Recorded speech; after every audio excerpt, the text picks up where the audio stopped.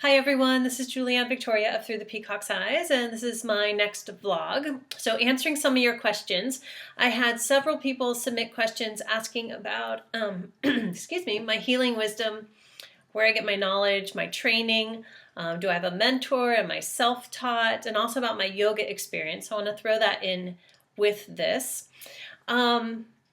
So thank you those who have submitted questions. And if you have ideas for a vlog you'd like me to do, please email me because I don't always get all the comments from YouTube. There's some glitches in the YouTube system. So my email is in the description box below. Okay, so my training. So I'm not all self-taught, though much comes from experience. In the year 2000, I went to massage school, and at that time I lived in Seattle, Washington, and it was a one-year program. So in the United States, every state is different on their requirements. Washington State at that time was one of the highest. It might still be one of the highest in requirements. So of course I studied basic massage techniques, body work, massage theory, anatomy and physiology, kinesiology. And, besides like hands-on work, body work, which included myofascial release, neuromuscular therapy, and so on, we also learned energy techniques, because I think the question was mainly about my energy healing experience. And we learned some Reiki, just an introduction there, polarity therapy, chakra balancing, and so on. So it was a very comprehensive program. Now afterwards I had done or have done a lot of continuing ed. It was required when I lived in Washington State. I now live in California where the requirements are much less. And I'm not doing so hardly any hands-on body work, in-person work right now because I have so many other things I'm doing. But types of continuing ed I have done, so workshops that I have taken, I've studied cranial sacral therapy, which is a very subtle technique. Technically it's not energy work, but I often incorporate energy work into it, and I sometimes actually do sort of virtual cranial sacral therapy when I'm doing my distance Reiki and energy healing. I also studied Ayurvedic massage and healing, not a full Ayurvedic program, which is usually like a 4-year program, but as a small course. Yoga therapy, so using yoga and movement to help heal the body.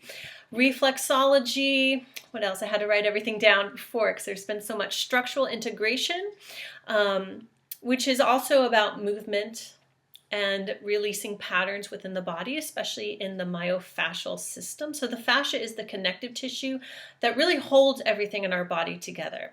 We think of our skeleton as holding us together. That gives us form. But like if you stand a skeleton up, it falls. It doesn't hold itself up. It's the counter pressure and tension of the connective tissue that helps to hold us into shape. So it's a big part of our body and our systems that a lot of people don't think about. So I do feel myofascial work is really important in a lot of body work and therapy. What else have I studied? Shiatsu, Tibetan Buddhist medicine. Tibetan Buddhist medicine, of course, there is an herbal component to it, but we didn't study that so much. It was more about meditation practice. And in Tibetan Buddhist medicine, the antidote for all illness, and that's mental, emotional, and physical, is love. Of course, there are steps that things that can be addressed along the way, but that's the kind of a core part of Tibetan Buddhist medicine. So it's more on meditation and connecting to love, especially the sense of self-love. And Shiatsu, for those who don't know, is acupressure. So right now, I'm almost doing no hands-on body work with in-person clients. I do have a few clients here and there. Of course, I've moved a couple times, or a few times in the last few years, and my focus is on doing distance Reiki and energy healing. Oh, I have also done continuing education in Reiki, so I did a full Reiki program with a Reiki practitioner in small group settings, and it was multiple weekend workshops that we did.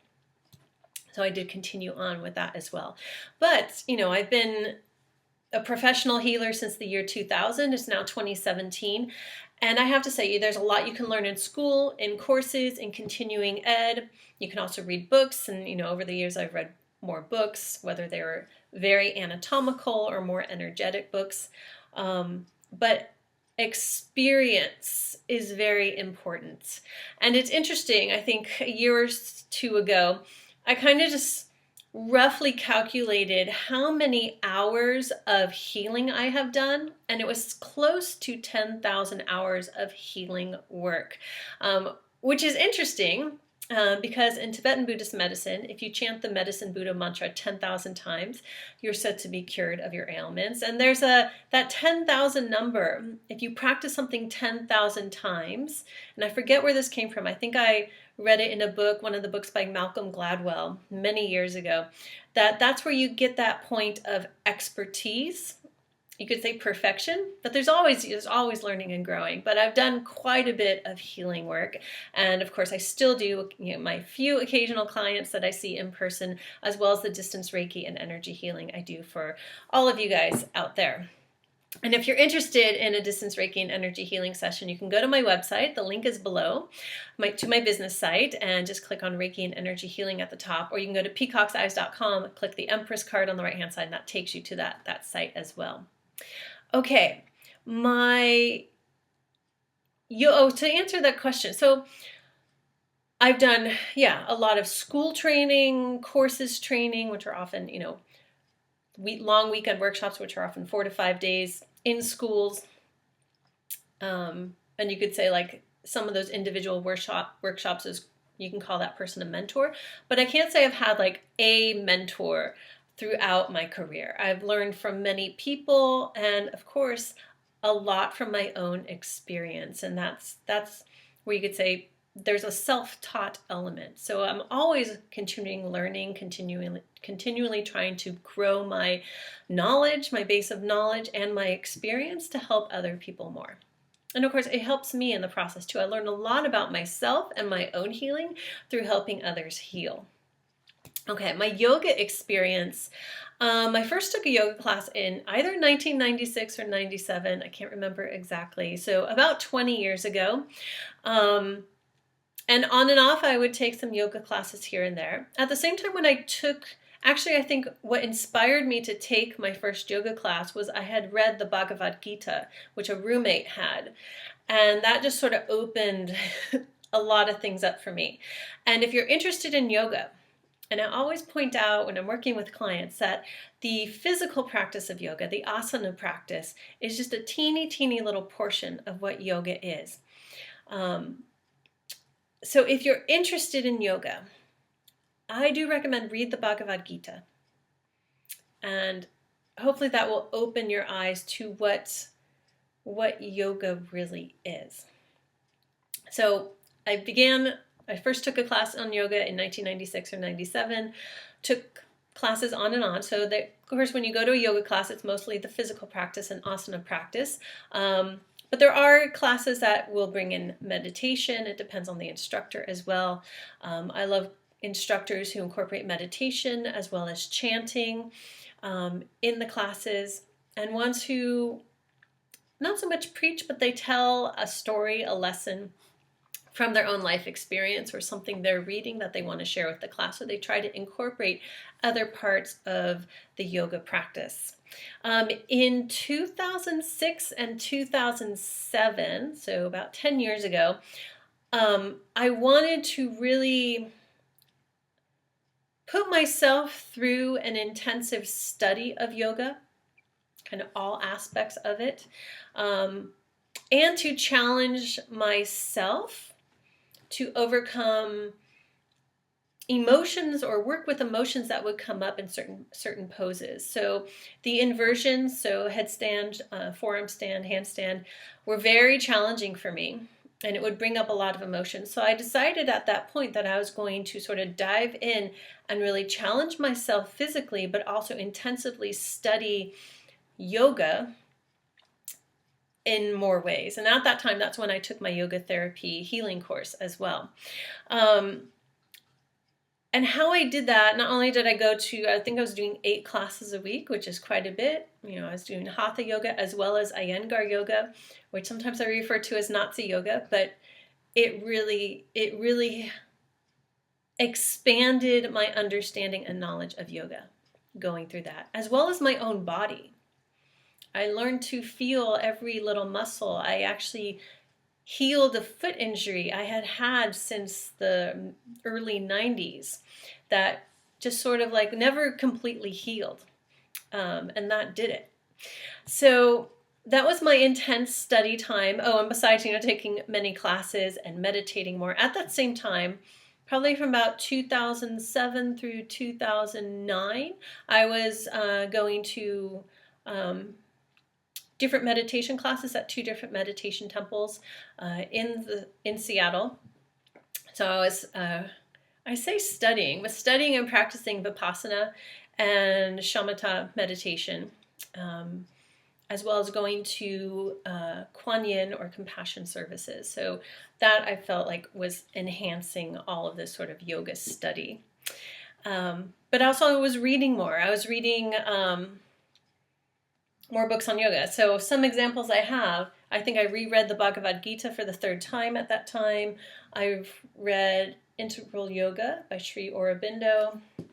And I don't have all the books I read, but these are just a few examples. I read Light on Life, and that's by Iyengar. Get that on camera there.